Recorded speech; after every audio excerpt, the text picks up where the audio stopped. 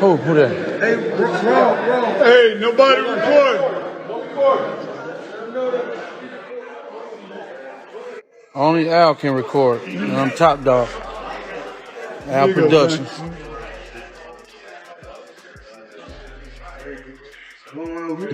Motherfuckers fuck around and get anything. You got this shit for camera. These are we. But we know what it's for us.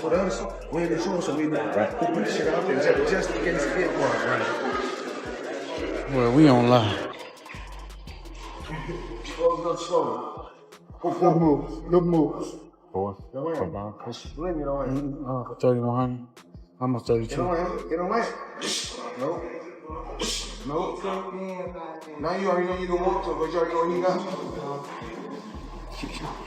got. Floyd Mayweather is officially back in the spotlight, and this time, he's not just spectating, he's leading his former protege straight into battle.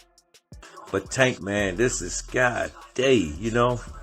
You got the two baddest people in the business and on this, that's Al and Floyd, you know. Respect Floyd to the utmost, man. Just let me just come in the gym, just do me. The undefeated icon, celebrated for his flawless defense and razor-sharp ring IQ, has joined Gervonta Davis's camp ahead of the showdown with Jake Paul. Some of that body shot already got you. Slow. Good move. Boy, Leave me alone. 3100. Almost 32. Get on. No. Now you already know you don't want to, but you already know you got. Tank vents out on social media. He's been through a lot, you know, throughout his life. So, but I take my hat off to him. I'm proud of him. Saturday night we had a game plan. Here's the twist. This reunion cuts deep. Tank was under Mayweather Promotions from 2015 to 2022, a strong 7-year stretch that turned him into one of boxing's brightest stars. Their split came right after Davis's knockout win over Rolando Romero, his final bout under Floyd's banner. I don't want to go too deep into it because I don't want to bring up mine, but it was somehow that they were saying that I was messing with his daughter off of the fact that she kept Snapchatting me. Okay. She kept hitting me on the Snapchat. So they sent it to Floyd and Floyd bugged out. Okay. So that's what made it. Now seeing them together again feels like watching a student return to the master who taught him how to vanish from punches. Inside the gym, Floyd's in his element, tightening Tank's shoulder roll, sharpening his counter timing, and making sure every motion screams money team precision. That Tank boxing skills is really better than his power. He just didn't have to use his boxing skills, but Tank can really box his ass off. And so when we in a boxing gym, Sean, as you've seen me tell Tank a lot of times, stop always resorting just to your power and use your boxing skills. And that's what Tank did in this training. This isn't just training, it's mentorship reborn. Floyd's teaching Tank how to turn chaos into calm, how to make opponents swing at shadows, and how to rule with composure. And Tank? He's locked in, focused, lethal, and more composed than ever. This isn't another camp. It's a reunion of greatness. He would do business with you if you act like this. But it happens a lot in boxing, though, right? Oh, yeah, because it seems to it's be common in strategic. boxing. Yeah. Floyd was telling him all these things. Floyd's given this counsel to Yes. Gervonta. Who do you think is telling him to do the rehydration clauses and not, putting all these stipulations on me? You can't do this, you can't do that. The ring needs to be this size.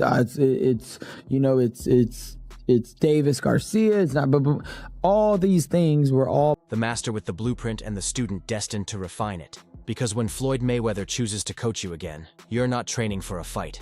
You're preparing to become untouchable. And just when the story couldn't get spicier after Floyd returning to Tank's corner, Robert Garcia jumps in dropping truth bombs like he's calling out the entire sport. The man basically said, yeah, Tank's great, but he never gave us the fights we wanted. I think Tank never gave us the fights that we really wanted, never really gave us those challenges. He never really challenged himself. He didn't give Rhodes that rematch, which he should have. Mayweather did it when he had a hard time with Maidana and Castillo. Right away, he did the rematches to prove everybody wrong, and look at what he did. He beat him clear. And honestly, he's not lying. We've waited years for those legacy-defining showdowns. The Roach rematch, the Shakur fight, the Loma Dream matchup. But instead, Tank's signing gloves and sparring heavyweights for fun. Garcia even reminded us how Floyd always ran it back when doubters spoke. Castillo, Maidana, boom, rematch, statement made. Tank just moved on like a man who vanished from his hardest test. So Tank should have done the same. He didn't. That I could criticize. But then at the end also, if you're making 30 to 50 million, I don't even know what he's making. If I had one of my fighters get an offer to fight a big celebrity, a big YouTuber for 20, 30 million dollars, I would probably do. Now don't get me wrong, I feel Garcia's point. Fans crave the smoke, real fights, real drama. But when you see Tank pulling 50 million for an exhibition with Jake Paul, you start thinking, would anyone really say no? Be honest, if Jake offered you that kind of money, you'd glove up tonight. And that's where Garcia's argument hits. He may dislike it, but he understands. When Tank retires, belts gather dust. But that kind of money feeds families for generations.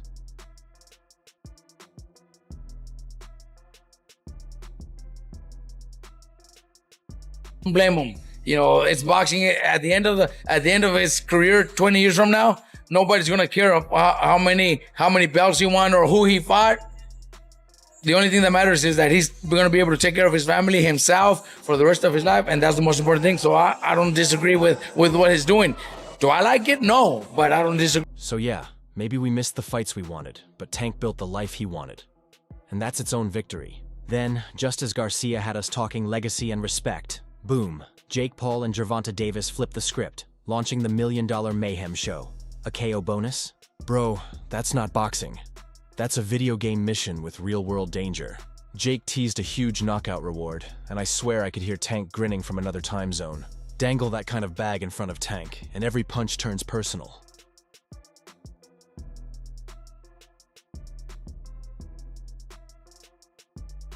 The only reason it had to be an exhibition is just because of the weight. Yeah. But other than that, there's a winner.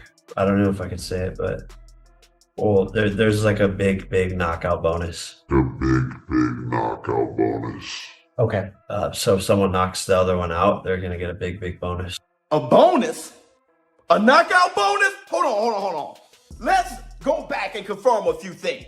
So there will be a winner and a loser, unlike that Floyd Mayweather, Logan Paul. This isn't just pride anymore. It's about who walks out of Atlanta with a few extra millions and bragging rights heavy as gold. 12-ounce gloves, pro judges, real stakes. Call it an exhibition if you want, but that's a sanctioned street fight on paper.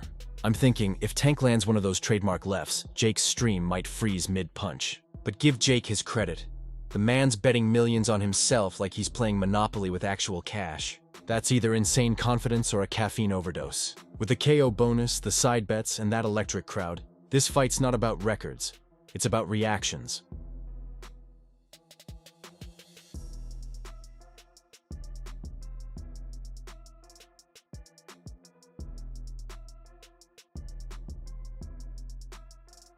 So it's an exhibition, but there's pro judges. There's gonna be a winner. It's not like your brother and Floyd. No, correct. There's gonna be a winner.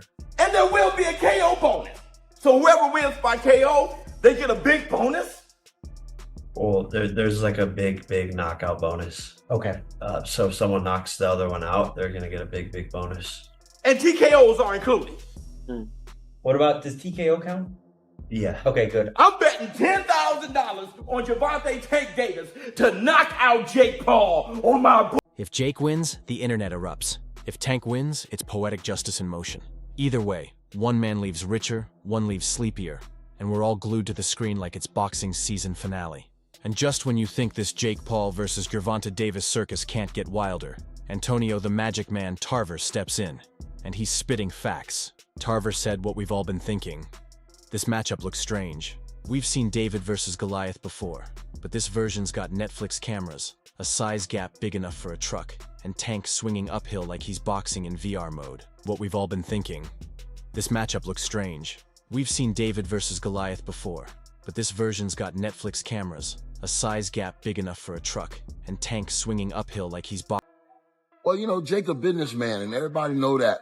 You know what I mean? But Gervonta Davis is a fighter. You know, he's a champion fighter, and Hey, but it's a great event, man. It's gonna be huge. Netflix is involved, and anytime you got those big players involved, it's gonna sell. So, But that's the beauty. Tarver's not hating, he's keeping it real. We all know Jake's got that I own a supplement brand kind of power. But Tank? He's got that blink and you're snoring type of precision. Tarver's right. Visually, it's going to look wild. Jake's built like a linebacker. Tank's built like a grenade. You do the math. One's detonating, the other's avoiding vaporization. And I get why Tarver's curious. This isn't a normal matchup. It's boxing's glitch in the Matrix. Everyone watching knows, if Tank lands clean, lights out.